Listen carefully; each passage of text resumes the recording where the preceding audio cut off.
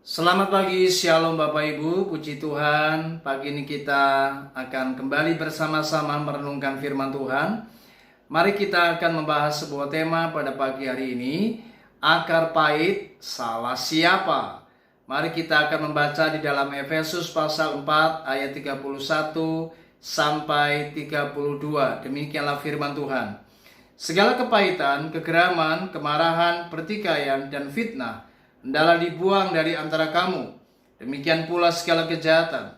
Tetapi hendaklah kamu ramah seorang terhadap yang lain, penuh kasih mesra dan saling mengampuni, sebagaimana Allah di dalam Kristus telah mengampuni kamu.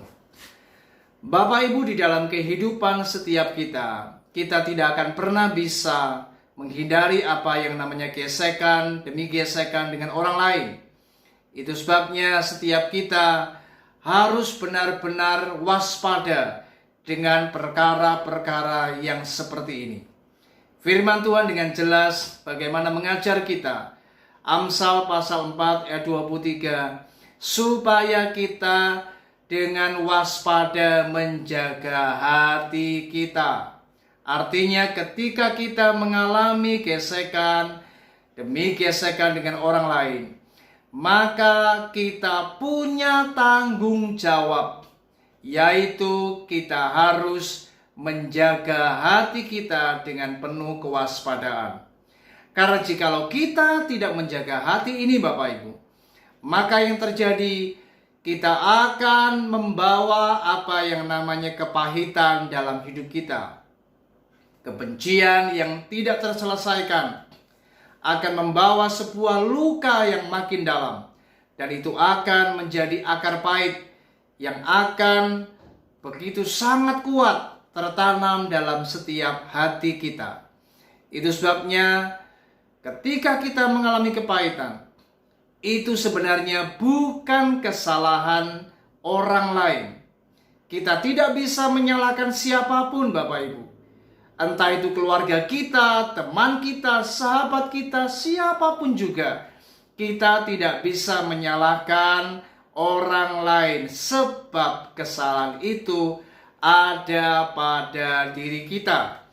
Karena kita tidak bisa menjaga hati kita dengan baik. Oleh sebab itu Bapak Ibu, jikalau hari ini Anda mengalami akar pahit, Anda mengalami kepahitan, firman Tuhan dengan jelas Rasul Paulus memberikan sebuah nasihat supaya kita membuang apa yang namanya kepahitan. Dan ini sangat penting, karena jikalau kita tidak menyelesaikan hati ini dari akar pahit yang mengakar kuat dalam hidup kita, maka bukan saja kita akan mengalami kerugian, tapi kita juga tidak akan mengalami apa yang namanya pengampunan dari Tuhan. Itu sebabnya Rasul Paulus berkata, hendaklah kita saling mengampuni sebagaimana Allah di dalam Kristus juga telah mengampuni kita.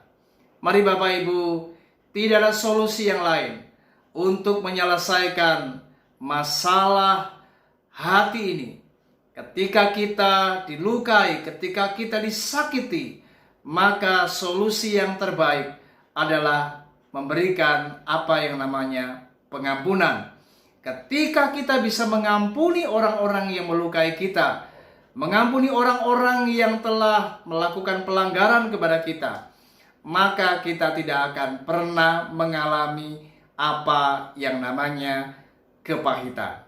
Mari kita lihat Lukas pasal yang ke-17 Bapak Ibu, di ayat yang ketiga dan yang keempat. Lukas pasal 17 ayat 3 dan keempat, saya akan bacakan buat Bapak Ibu. Demikian firman Tuhan. Jagalah dirimu, jikalau saudaramu berbuat dosa, tegurlah dia, dan jikalau ia menyesal, ampunilah dia.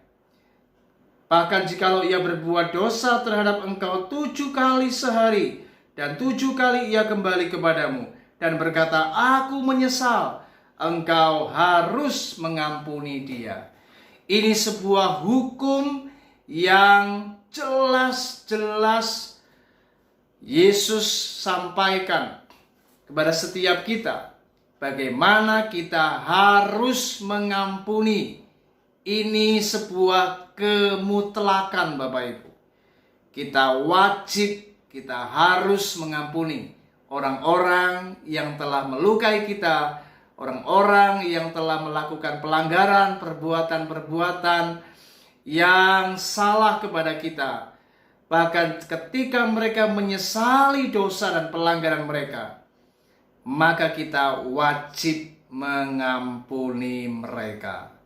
Nah, jikalau kita bisa melakukan firman ini, saya percaya oleh pertolongan Roh Kudus, ketika kita minta kekuatan Tuhan agar kita dimampukan untuk bisa menjaga hati ini, dan kita memberi pintu maaf, pintu pengampunan kepada orang-orang yang melukai kita, maka saya percaya Anda dan saya tidak akan mengalami apa yang namanya akar pahit atau kepahitan, dan hati kita senantiasa dibebaskan dari ikatan atau belenggu kepahitan ini, dan kita menjadi orang-orang yang selalu bersuka cita.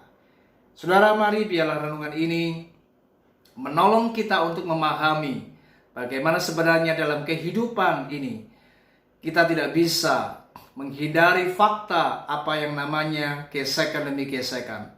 Tetapi yang terutama adalah mari betapa sangat pentingnya kita menjaga hati ini.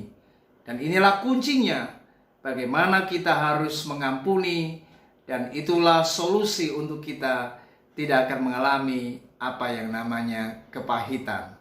Puji Tuhan, Tuhan Yesus memberkati kita. Shalom.